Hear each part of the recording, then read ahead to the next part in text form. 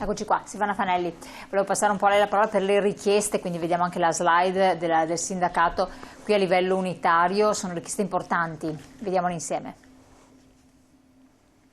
Eccole qua. Sì, sono richieste che, ripeto, non nascono oggi, ma sono richieste che reiteriamo da tempo, ma che oggi diventano purtroppo ancora più urgenti. Quello che nei finanziamenti che vengono dati alle imprese in questi anni, la pandemia prima, la guerra adesso, la crisi energetica, insomma tanti aiuti e tanti finanziamenti, pensiamo come dicevo prima al PNRR ma anche ai fondi europei, vengono destinati alle imprese. Ecco, noi crediamo che sia il momento che siano anche condizionati ad investimenti nella salute e sicurezza sul lavoro, così come pensiamo che le imprese in ogni settore debbano avere una specie di patente, una qualificazione per poter accedere anche agli appalti pubblici, sempre per il tema che la salute e sicurezza non è un costo comprimibile. Ma poi, come dicevamo prima, maggiore formazione e addestramento per tutte le lavoratrici e i lavoratori, ma anche per i datori di lavoro, per i preposti, per coloro che sono deputati, come dire, anche a controllare o ad aiutare altre persone nel mondo del lavoro. E poi nel nostro Paese, credo sia la slide successiva, serva un rafforzamento, come dicevo, dei sistemi di vigilanza. Non possiamo certamente basare il sistema della tutela della salute e sicurezza sul controllo e sulla vigilanza, ma le spending review nella pubblica amministrazione hanno fortemente inciso sugli organici degli enti preposti e degli istituti preposti al controllo e alla vigilanza, e questo, come dire, lascia campo libero a chi ha come suo obiettivo principale il profitto e non pensa che un tema come la salute e sicurezza riguarda la vita delle persone, la loro dignità e i loro diritti fondamentali. Certo. E poi c'è il tema della cultura. Lo abbiamo detto in altre occasioni, ma le materie di salute e sicurezza devono entrare nei programmi delle scuole, a partire con le dovute modalità, dalle elementari, dalle medie, perché qualunque ragazzo sarà e ragazza saranno lavoratori e lavoratrici di domani. Allora, se noi costruiamo la cultura della salute e sicurezza, le giovani generazioni saranno lavoratori, saranno datori di lavoro, saranno responsabili della sicurezza, ma avranno già introiettato questa cultura, perché altrimenti facciamo fatica, come dire, a fare questo cambio se non partiamo dalle giovani generazioni. Assolutamente, vediamo l'ultima slide, richiedete anche, qui se vuole intervenire la segretaria qui in studio, tavoli di confronto, analisi delle cause e discussione dei temi anche di violenza e delle molestie nei luoghi di lavoro. Vediamo un po' questi aspetti che possono essere interessanti, oppure se vuole farlo lei, Silvana Fanelli. No, beh, aggiungo due cose, certo. Silvana, che così dopo magari tu completi. È fondamentale che ci siano dei tavoli permanenti a qualsiasi livello, in maniera tale che la salute e la sicurezza nei luoghi di lavoro sia veramente un tema principale, ma proprio per cercare di far sì che sia un tema quotidiano. Perché il lavoro è in continua mutazione, in continuo anche, diciamo così, cambiamento, non semplicemente per le innovazioni tecnologiche e digitali, la gig economy come si diceva prima, ma anche per tutta una situazione di precarizzazione del lavoro e quindi cambio continuo da parte dei lavoratori dell'attività, e quindi la necessità che ci sia questa formazione continua.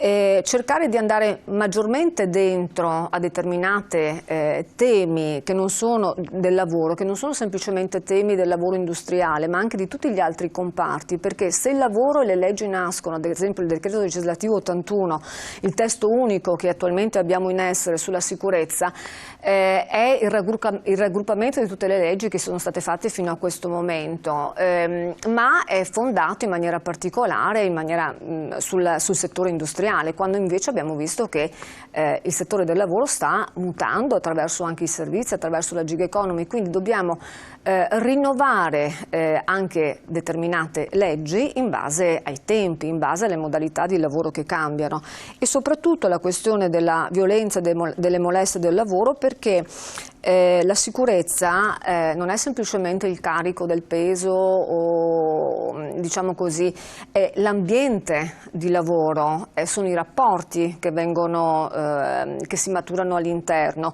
e nel momento in cui ci sono molestie, e ci sono effettivamente, dobbiamo essere noi come parte sindacale, e lo siamo ogni volta attraverso anche le nostre, diciamo così, i nostri accordi, la nostra azione, a proteggere in maniera particolare le donne e i più deboli rispetto a determinate situazioni che veramente creano disagio, per non dire appunto una situazione che non vorremmo mai trovare, e le troviamo, e l'ho trovata anche, lo diciamo in maniera molto chiara.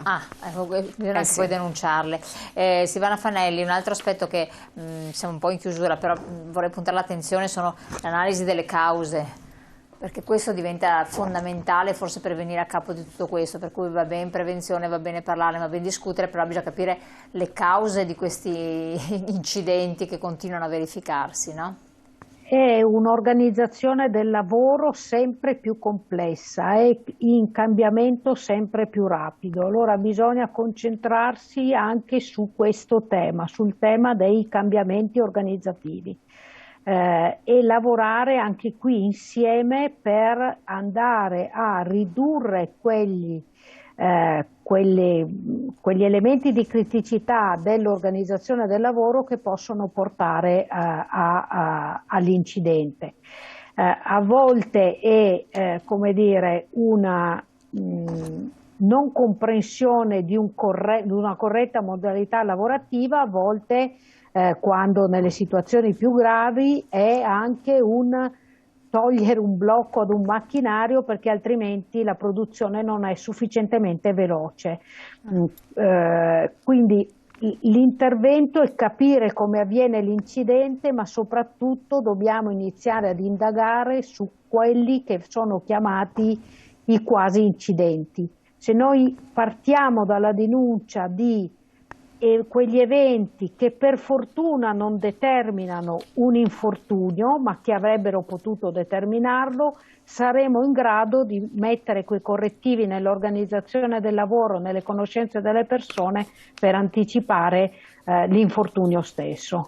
Ecco, qua vediamo un'altra slide, incidenza di infortuni mortali in Veneto, proprio l'incidenza, tra l'altro nel periodo gennaio-agosto, e ci fa capire che insomma è abbastanza importante in certe aree, no? Sì, abbiamo un'incidenza insomma che vede alcune province, quella di Venezia, quella di Rovigo, Belluno,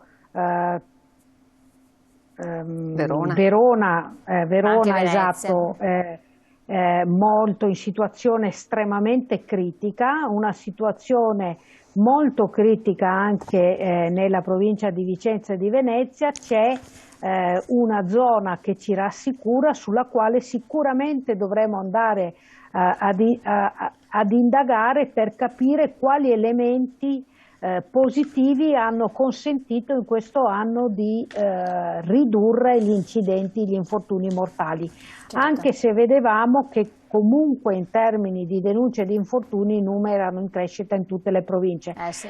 Però insomma quelle due province bianche ci fanno capire che forse qualcosa si può mettere in campo per ridurre l'incidenza degli infortuni mortali. Leggo un messaggio che è arrivato poco fa, vediamolo un po' insieme, forse si rilacciava a quanto diceva la segretaria qui in studio. In questo mondo misogino il ruolo e la posizione delle donne è ancora difficile. Io donna vivo costantemente questa disparità e battute verbali, e poi come fai a denunciare questo se in ufficio siamo in poche persone? È un tema estremamente caldo che fa parte della salute complessiva, come diceva Nadia, e il benessere nel luogo di lavoro. Ci sono, come dire, dei protocolli che anche qui vanno rispettati sulle violenze e le molestie nei luoghi di lavoro, spesso inapplicati, che molte associazioni datoriali non hanno sottoscritto, ma che richiedono poi che tutti i soggetti di rappresentanza e corpi intermedi facciano un lavoro di cultura presso i propri associati, altrimenti non esiste la bacchetta magica se non lavoriamo sulla cultura delle persone per cambiare questa situazione, certo. Questa situazione. Siamo giunti al termine. Grazie Silvana Fanelli, segretaria CGIL del Veneto, per il suo intervento esplicativo di quelle che saranno le richieste che verranno fatte in occasione della manifestazione a Roma del 22 ottobre. Grazie naturalmente a Nadia Carniato, segretaria SPCGIL del Veneto, per il contributo importante che anche il sindacato dei pensionati, sempre a sostegno di queste battaglie, perché sono battaglie che diventano sociali, non tanto reali e sociali, per cui vanno al di là dell'età o del fatto che uno possa non essere in pensione. Grazie a entrambi, grazie alla collaborazione del SPCGIL del Veneto, e a voi naturalmente buon proseguimento. Seguite la puntata, rivedetela naturalmente in replica nel nostro sito. Grazie e buongiorno.